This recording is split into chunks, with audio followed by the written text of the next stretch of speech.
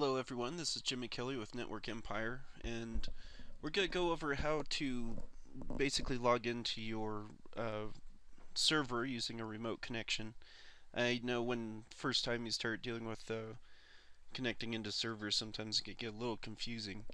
So here's what I'll make sure everybody's on the same page. We know that there's people of all different levels in this course, so I want to try and make this as simple as possible for maybe some of those that aren't as familiar with doing this as others.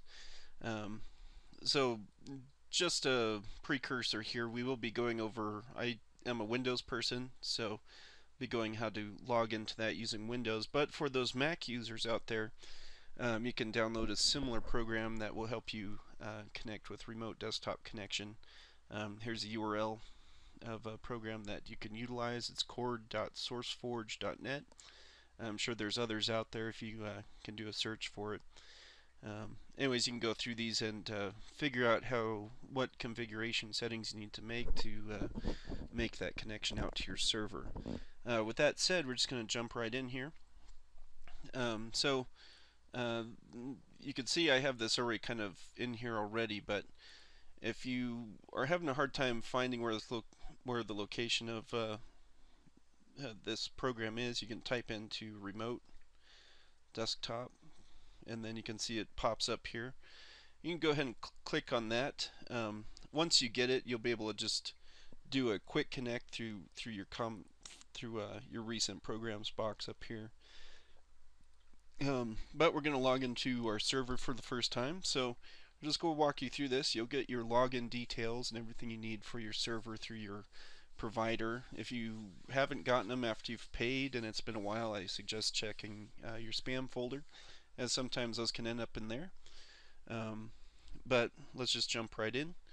So I'm going to come in here, and you need to type. First thing we need to do is type in the IP, or wherever it could be URL based as well if they send you that, but more times than not it's going to be an IP. So we're going to go and type that in. I'm going to click on show options, and more times than not your username will probably be administrator. Rare cases it might be something else. So I'm going to go ahead and click connect, and we'll just give this a minute.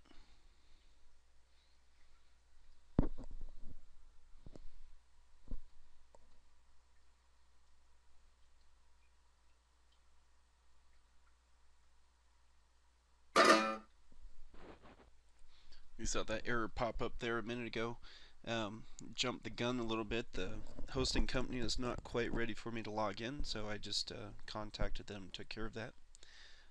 So now that you're in here, you'll get your username that passed up, but of course they're asking for a password. You always want to type this in. Don't go and copy and paste it. I found that sometimes you'll get an error even though it's the same password. You have to type this in from wherever you get it from. Something with Windows 7 that causes an error from time to time when you're copying and pasting. So just enter it in manually from whatever you get. I'm just going to pause this video while I log in, so I'm not giving away the password, obviously. Okay, I just entered in that password, and the next thing you're going to get is a screen that's going to ask for a security certificate. Since you know that you just purchased this and everything, it's okay to go ahead and trust this. So I usually click on don't ask me again for connections from this computer, and I just hit yes. And it should just take a minute and log us into our server.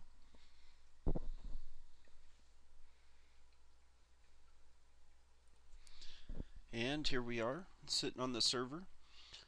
So now there's not really any other. You might need to ask your provider if there's any other settings you have. If once you start running GSA, sometimes it won't let you copy and paste or do weird stuff between your desktop and the server.